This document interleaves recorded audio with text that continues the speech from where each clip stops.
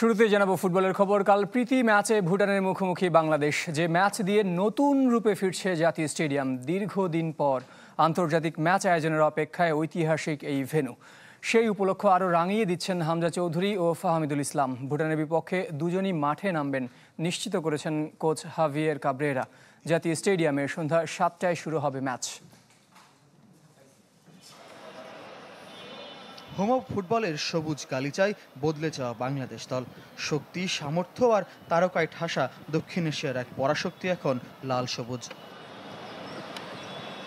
Asian কাপে নাম লেখানোর mission Hamza Chowdhury, Jamal ভূঁইয়াদের। সেই মিশনে সিঙ্গাপুরের বিপক্ষে হোম ম্যাচ আর সেই ম্যাচের জন্য ভুটানের বিপক্ষে প্রীতি ম্যাচের মোড়কে প্রস্তুতি সেরে নেওয়ার অপেক্ষা।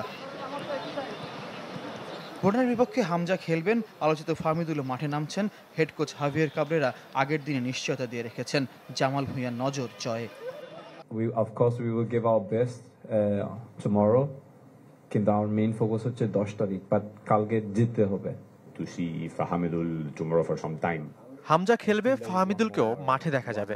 তবে কত সময়ের জন্য বা কম্বিনেশনটা কি হবে শেষ মুহূর্তে চূড়ান্ত করব। After today's training session. বাংলাদেশের ওপর সবার নজর, তবে এখন ভুটান আর সিঙ্গাপুরের বেশি। বুধবারের প্রতিপক্ষ বাংলাদেশকে দক্ষিণ এশিয়ার সেরা আখ্যা দিয়ে নিজেদের ছক কষছে। ভুটান দলেও আছে অস্ট্রেলিয়া প্রবাসী ফুটবলার, সেসব ছাপিয়ে সবার মনোযোগ হামজায়।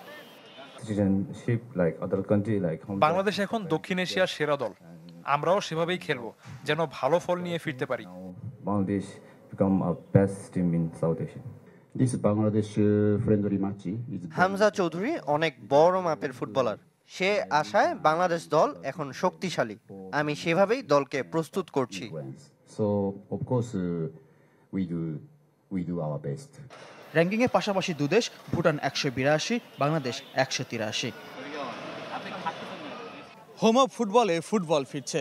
এই ভেন্যুতে যেখানে থেমেছিল বাংলাদেশ দল, সে তুলনায় এখন অনেক পরিণত আর তারকা সমৃদ্ধ লাল সবুজের দল। তাই এক ধাপ পার্থক্যের ভুটানের বিপক্ষে জয় ছাড়া কোনো ভাবনা নেই হামজা চৌধুরী, ফাহমিদুল ইসলামদের। ফয়জুল ইসলাম, চ্যানেল 24, ঢাকা।